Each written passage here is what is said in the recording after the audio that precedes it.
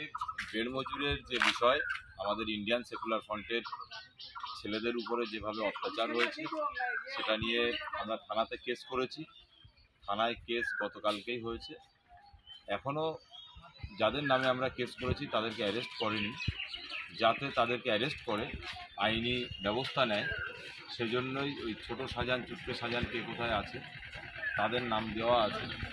যদি অ্যারেস্ট না হয়, আমরা থানাকে বলে এসেছি 48 ঘন্টা সময় দিয়েছি। যদি 48 ঘন্টার মধ্যে ব্যবস্থা না হয় তাহলে আমরা 48 ঘন্টার পর আমরা বৃহত্তর আন্দোলনে নামব। সেজন্য সন্দেশখালী সহ সমস্ত ভাইদেরকে সজাগ থাকার জন্য অনুরোধ করছি এবং কেউ আইন হাতে তুলে নেবেন না। ভারতবর্ষের যে সংবিধানকে মান্যতা দিয়ে নওশাদ সিদ্দিকীর দল চলে, ইন্ডিয়ান সেকুলার ফ্রন্ট চলে।